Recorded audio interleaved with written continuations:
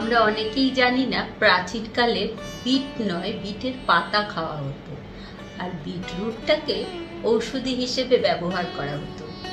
তাহলে বুঝতে পারছেন কতটাই উপকারী বিটরুট। বিট আমাদের বাইল প্রোডাকশন বাড়ায়, মানে পিত্তরস তৈরি করে, যেটা পাচনতন্ত্রকে মজবুত করে। লিভার আমাদের এমন একটা অর্গান যেটা কিনা নীলকণ্ঠের মতো সমস্ত বিষ হজম করে।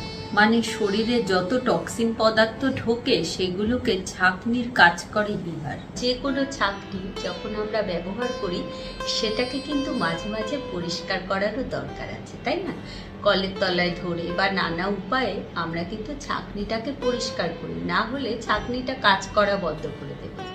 ঠিক সেই রকমই লিভার যেহেতু ছাঁকনির কাজ করছে, লিভারকে সুস্থ রাখতে গেলে, ঠিক মতো কাজ করাতে গেলে অবশ্যই সেটাকে পরিষ্কার করার দরকার। বিটের এই সুন্দর লাল রং সেটা আসে কোত্থেকে বলুন তো?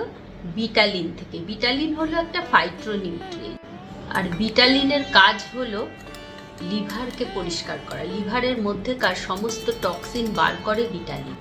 লিভার থেকে ইনফ্লামেশন কমিয়ে লিভারের ফাংশনকে ইমপ্রুভ করে। বিটালিন হিট সেন্সিটিভ, যার জন্য তাপে বিটালিনের কার্যক্ষমতা নষ্ট হয়। সেই কারণে আপনি যদি লিভার প্রোটেকশনের জন্য বিটরুট খাচ্ছেন তাহলে অবশ্যই কাঁচা খান। এই কাঁচা আপনি কিভাবে খাবেন, তার জন্য তো তৈরির দরকার কাঁচা কোনো রেসিপি। আপনি ভাবুন তো, আপনি কাঁচা বিট কেটে আপনার বাচ্চাকে দিয়েছেন আর সে খেতে চাইবে?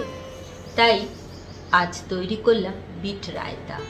রায়তা তৈরিতে কাঁচা বিটই আমি ব্যবহার করি। কাঁচা তৈরি করলে কিন্তু খাদ্যগুণটা অনেক বেশি বজায় থাকে।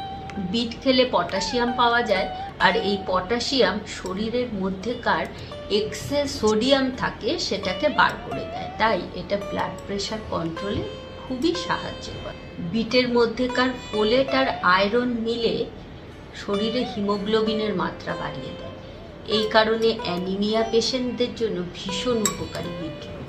স্কিনের ও চুলের স্বাস্থ্য মজবুত করে বিটরুট। দইয়ের মধ্যে যে গুড ব্যাকটেরিয়া থাকে সেগুলো মারা পড়বে যদি কিনা এই গরম তেলটা দেওয়া হয়। তাই ফোড়নটাকে ঠান্ডা করে তবেই এর সাথে মিশিয়ে দিন, তাহলে স্বাদও হলো আবার স্বাস্থ্যটাও বজায় থাকে। ধন্যবাদ।